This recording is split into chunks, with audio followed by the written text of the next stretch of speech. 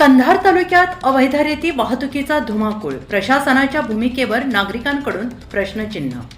नमस्कार, मी रिया पवार, रिपब्लिक महाराष्ट्र न्यूजमध्ये आपलं सगळ्यांचं सहर्ष स्वागत करते. ही बातमी आहे कंधार तालुक्यातून. आमचे प्रतिनिधी कुंता पवळे यांच्याकडून. पाहूया सविस्तरपणे.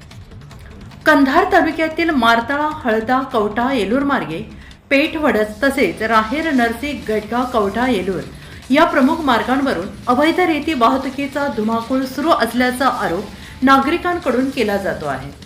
दिवस रात्र शेकडो हायवा आणि ट्रक रेतीची वाहतूक करत असल्याचं चित्र पाहायला मिळत असून संबंधित यंत्रणांच्या कार्यक्षमतेवर प्रश्नचिन्ह उपस्थित होत आहे. स्थानिकांच्या माहितीनुसार अनेक वाहनांद्वारे विनापरवाना रेतीची वाहतूक होत असून या प्रकारामुळे शासनाच्या महसुलाचे मोठे नुकसान होते आहे. विशेष म्हणजे ग्रामीण भागातील रस्त्यांवरून मोठ्या प्रमाणात जड वाहनांची ये-जा सुरू असल्याने रस्त्यांची दुरावस्था वाढते आहे. धुळीचे साम्राज्य, धोकादायक वेग आणि वाढता अपघाताचा धोका यामुळे नागरिकांचे जीवन धोक्यात आलं आहे. ग्रामस्थांच्या म्हणण्यानुसार रात्रीच्या वेळी रेती वाहतुकीचे प्रमाण अधिक वाढत असून अनेकदा वाहनांकडून वाहतूक नियमांचे उल्लंघन केले जाते आणि यामुळे विद्यार्थ्यांसह शेतकरी, महिला, ज्येष्ठ नागरिकांना मोठा त्रास सहन करावा लागतो आहे.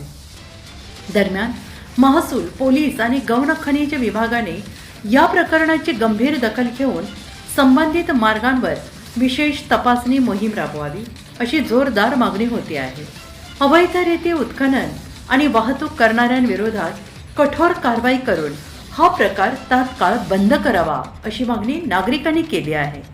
प्रशासनाच्या नाकावर टिचून सुरू असलेल्या या कथित अवैध रेती वाहतुकीमुळे नेमके कोणाचे अभय असा सवाल आता सर्वसामान्य नागरिक उपस्थित करत आहेत.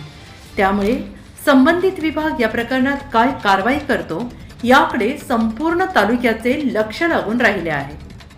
असेच बातम्यांचे नवनवीन अपडेट्स पाहण्यासाठी पाहत रहा Republic Maharashtra news live. Like करा, शेअर करा आणि सबस्क्राईब करून बेल आयकॉन दाबायला विसरू नका. धन्यवाद.